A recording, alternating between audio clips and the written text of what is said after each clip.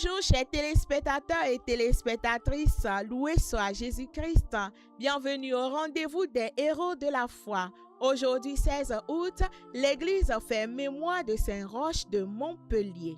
Les saints de Dieu s'avancent vers le roi des cieux, à l'osigne de joie, il célèbre sans fin celui qui donne vie.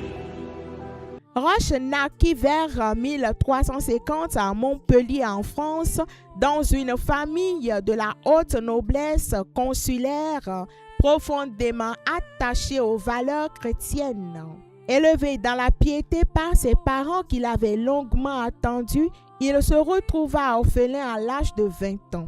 Habité par un grand désir d'absolu dès sa jeunesse, il vendit tous ses biens, distribua sa fortune aux pauvres et prit la route d'un simple pèlerin vêtu d'une robe de bure.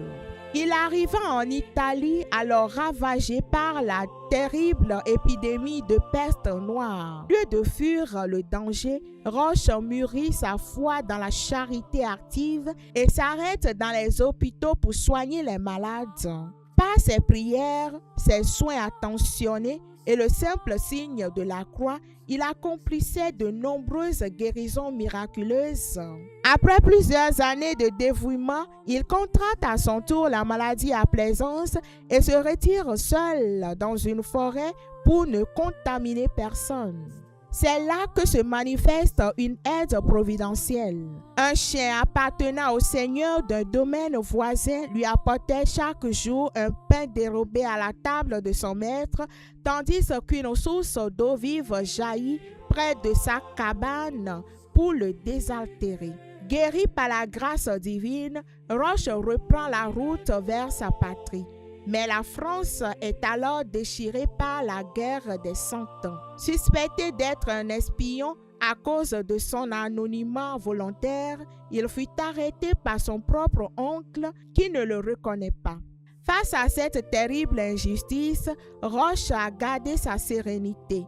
Il choisit de garder le silence par humilité, refusant de révéler sa noble identité. Jeté au cachot obscur, il y passa les 5 dernières années de sa vie dans la prière et le dénuement le plus total.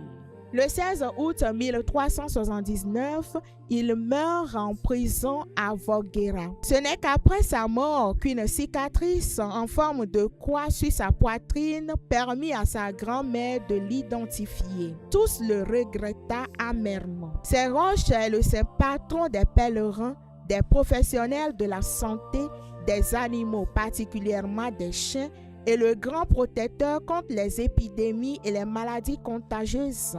Nous lui demandons aujourd'hui de prier pour tous ceux qui souffrent des maladies incurables, de prier pour tous ceux qui sont isolés et humiliés, et qu'il prie également pour toi, ma soeur, mon frère, qui fête ton anniversaire ou un événement en ce jour.